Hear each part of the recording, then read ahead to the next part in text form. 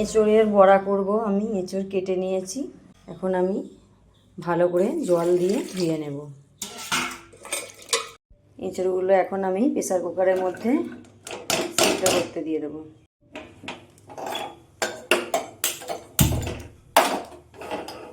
দিয়ে দেবো একটু লবণ, দেবো একটু হলুদ গুঁড়ো,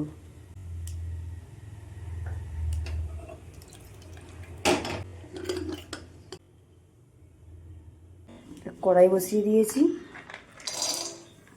আমি অল্প একটু বাদাম ভেজে নেব।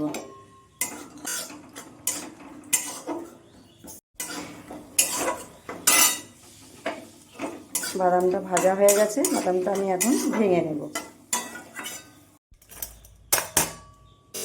এঁচড়গুলো এই যে একদম পুরো সিদ্ধ হয়ে গেছে, এখন আমি হাত দিয়ে ভেঙে নেব।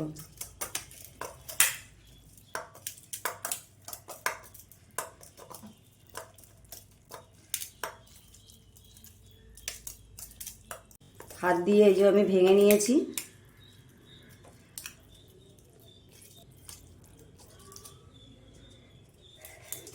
দিয়ে দেব বেসন, অল্প একটু বেসন দিয়েছি। দিয়ে দেব ধনেপাতা কুচি, লঙ্কা কুচি, আদা রসুন বাটা, দিয়ে দেবো পেঁয়াজ কুচি।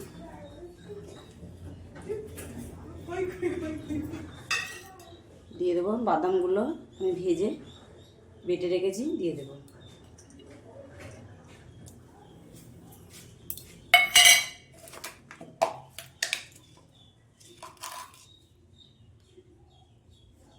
লবণ আমি অল্পই দেবো, কেননা এঁচড় সিদ্ধ করার সময় লবণ দেওয়া ছিল।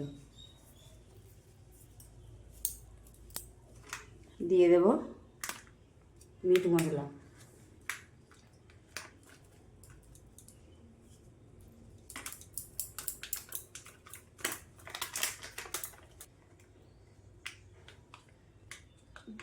মিট মশলা দিয়ে দিয়েছি।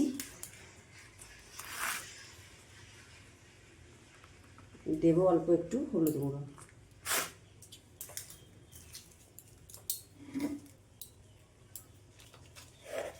দেব 1 চামচ চিনি। ডেলা ডেলা মতো করে নেব, একটা শেপ করে নেব।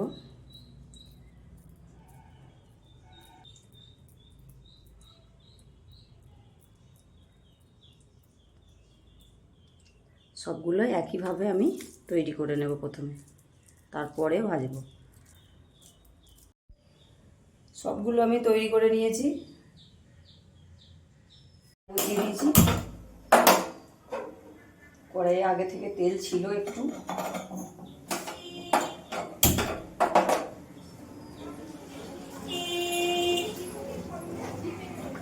তেল আমি দিয়ে দেবো, খুব বেশি তেল দেওয়ার দরকার নেই।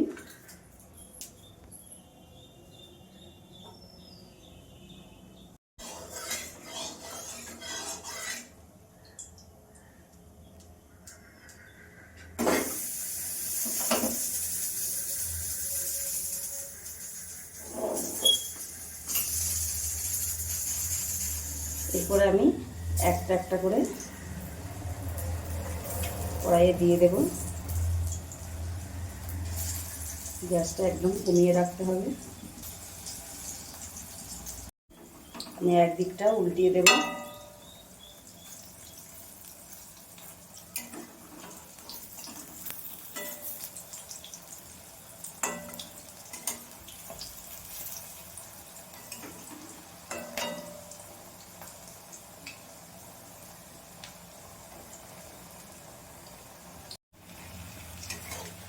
ভাজা হয়ে গেছে, ভাজা হয়ে গেছে।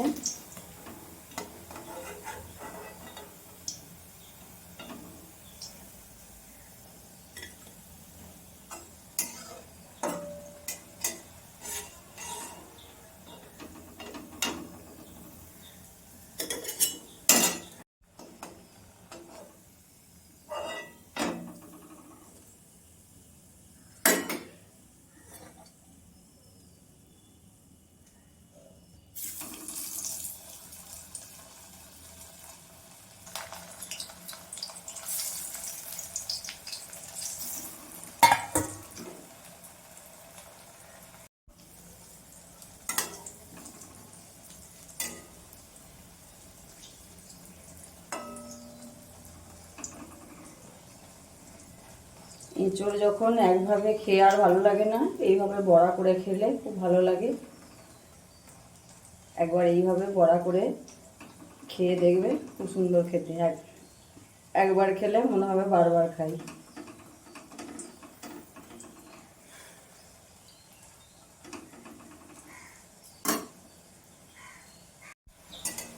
সবগুলো আমার একইভাবে ভাজা হয়ে গেছে।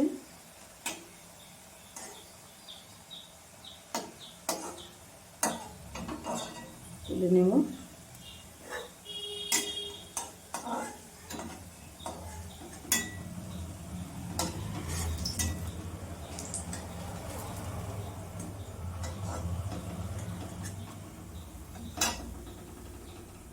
সকল বন্ধুদের কাছে আমার অনুরোধ রইল, আমার রান্না যদি ভালো লেগে থাকে আমার চ্যানেলটি সাবস্ক্রাইব করে দিয়ে আমার পাশে থাকবে। তোমরা সকলে ভালো থেকো, সুস্থ থেকো। দেখো বন্ধুরা, আমি একটা ভেঙে দেখাচ্ছি কত মুচমুচে হয়েছে। আর এই দেখো।